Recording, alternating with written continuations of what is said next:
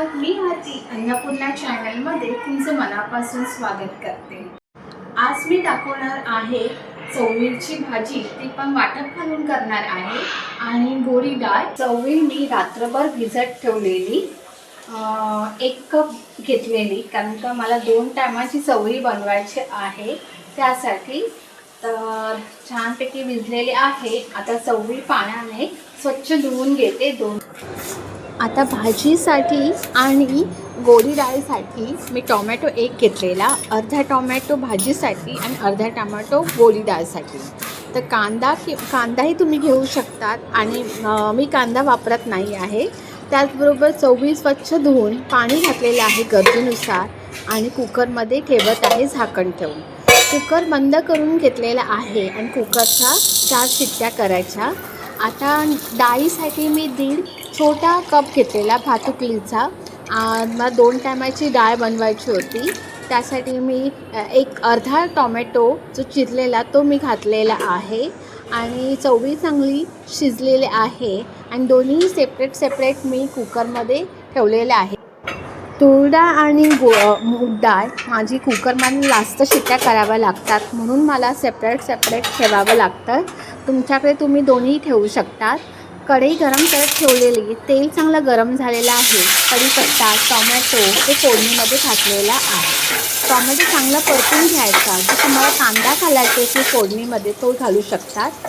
कांदा खोबऱ्याचं वाटप हे मालवणी पद्धतीचं आहे, ते मी घालत आहे मोठा 1.5 चमचा। आणि फोडणीमध्ये आता त्याचबरोबर मसाला घातलेला आहे, मालवणी मसाला। अर्धा चमचा लाल तिखट घातलेलं आहे, अर्धा चमचा हळद घातलेली आहे, चवीनुसार मीठ।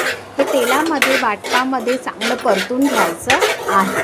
तर तुम्ही बघू शकता वाटप किती छानपैकी कलर आलेला आहे आणि शिजलेली चवळी ती आपल्याला पाण्यासकट घालायची आहे। एक्स्ट्रा पाणी घालायचं नाही आहे, कारण का आपण थपथपीत अशी भाजी करणार आहोत। तर चांगली ढवळून घेतलेली आहे। त्याचबरोबर मी हलकीशी उकळ करणार आहे, त्यामुळे मी झाकण काढलं। तुम्ही बघू शकता छानपैकी कलर आलेला आहे भाजीला, थपथपीत अशी झालेली आहे भाजी। आणि वरून आपल्याला कोथिंबीर घालायची आहे। तर कोथिंबीर घाला छानपैकी आणि मिक्स करा। तुम्ही बघू शकता भाजी छानपैकी झालेली आहे, कलरसुद्धा छान आहे आणि कमी तिखट आहे। आणि तुम्ही बघू शकता भाजी चांगली सुरेख दिसत आहे। आता आपल्याला डाळ बनवायची आहे। कढई गरम करत ठेवलेली, त्याचबरोबर पळीभर मी तेल घातलेलं आहे। तेल चांगलं गरम झाल्यावर अर्धा चमचा किंवा पाव चमचा राई घाला, त्याचबरोबर जिरं घाला, लसूण घाला ठेचून, कढीपत्ता, हळद घालायची आहे डाळीला। आणि आपल्याला वाटलेली डाळ अशी फेटून घ्यायची आहे आणि या फोडणीमध्ये घालायची। सगळी डाळ घातल्यानंतर पाणी घाला गरजेनुसार आणि चांगली ढवळून घ्या। आणि डाळीमध्ये हिंग नक्की घाला, लहान मुलांसाठी अतिशय चांगलं आहे हिंग।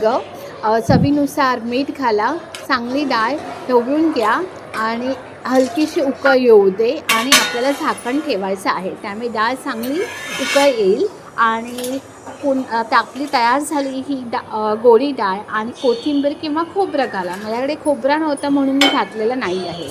आपली तयार झाली गोडी